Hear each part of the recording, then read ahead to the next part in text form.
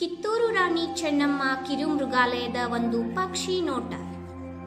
ಬೆಳಗಾವಿಯಿಂದ 15 kilometre ಅಂತರದಲ್ಲಿರುವ ಈ ಒಂದು ಕಿರುಮೃಗಾಲಯ ಸುತ್ತಮುತ್ತಲಿನ ಪ್ರವಾಸಿಗರಿಗೆ ಅತಿ ಆಕರ್ಷಣಾ ಕೇಂದ್ರವಾಗಿದೆ.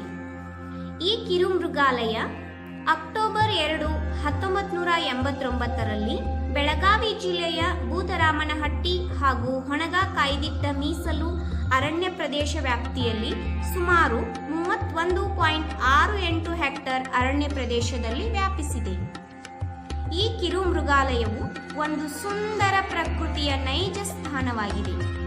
ಸುಶ್ರಾವ್ಯವಾಗಿ ಹಾಡುವ ಪಕ್ಷಿಗಳ ಕಲರವ, ಪ್ರಾಣಿಗಳ ಒಡನಾಟ, ನವಿಲಿನ ನರ್ತನ ಇಂತಹ ವೈವಿಧ್ಯಮಯ ತಾಣವಾಗಿದೆ. ಮೃಗಾಲಯದ ವೀಕ್ಷಣೆಗೆ ಬರುವ ಪ್ರವಾಸಿಗರಿಗೆ ಶೈಕ್ಷಣಿಕವಾಗಿಯೂ ಅಧ್ಯಯನ ಕೇಂದ್ರವಾಗಿ ಮಾರ್ಪಟ್ಟಿದೆ.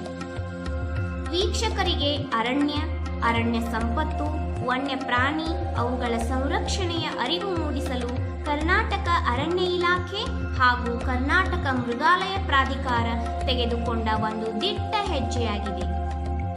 ಪ್ರೇಕ್ಷಕರ ಅಭಿರುಚಿಯನ್ನು ಮನಗೊಂಡು ಕರ್ನಾಟಕ ಅರಣ್ಯ ಇಲಾಖೆ ಹಾಗೂ ಕರ್ನಾಟಕ ಮೃಗಾಲಯ ಪ್ರಾಧಿಕಾರವು ಕೇಂದ್ರೀಯ ಮೃಗಾಲಯ ಪ್ರಾಧಿಕಾರದಿಂದ ಅನುಮೋದನೆ ಪಡೆದುಕೊಂಡು ಜನಪ್ರಿಯ ಅಭಿವೃದ್ಧಿ ಕಾಮಗಾರಿಗಳಾದ ಹುಲಿ ಸಫಾರಿ, ಸಿಂಹ, ಚಿರತೆ, ಕರಡಿ, ಗುಳ್ಳೆನರಿ, ಕೃಷ್ಣಮೃಗ, ಚುಕ್ಕೆ ಜಿಂಕೆ, ಕತ್ತೆ ಕಿರುಬ ಮುಂತಾದ ಪ್ರಾಣಿಗಳ ಆವರಣ ಮತ್ತು ಆವಾಸ ಮನೆ ಹಾಗೂ ಪ್ರಾಣಿಗಳ ಆರೋಗ್ಯ ತಪಾಸಣೆ ಮತ್ತು ಉಪಚಾರಕ್ಕಾಗಿ ಪ್ರಾಣಿಗಳ ಆಸ್ಪತ್ರೆ ಮುಂತಾದ ಅಭಿವೃದ್ಧಿ ಕಾಮಗಾರಿಗಳು ಚಾಲನೆಯಲ್ಲಿದ್ದು, ಸದ್ಯ ಕೋವಿಡ್-19 ಎಂಬ ಮಹಾಮಾರಿಯಿಂದಾಗಿ ಮೃಗಾಲಯಕ್ಕೆ ಅನುದಾನ ಕಡಿಮೆಯಾಗಿದ್ದು, ಇದರಿಂದ ಮೃಗಾಲಯದ ನಿರ್ವಹಣೆ ಮತ್ತು ಕಾರ್ಯ ಹಂತದಲ್ಲಿರುವ ಅಭಿವೃದ್ಧಿ ಕಾಮಗಾರಿಗಳ ನಿರ್ವಹಣೆಗೆ ಆರ್ಥಿಕ ಸಂಕಷ್ಟಗಳು ಎದುರಾಗಿದ್ದು, ಈ ಆರ್ಥಿಕ ಸಂಕಷ್ಟಗಳ ನಿವಾರಣೆಗೆ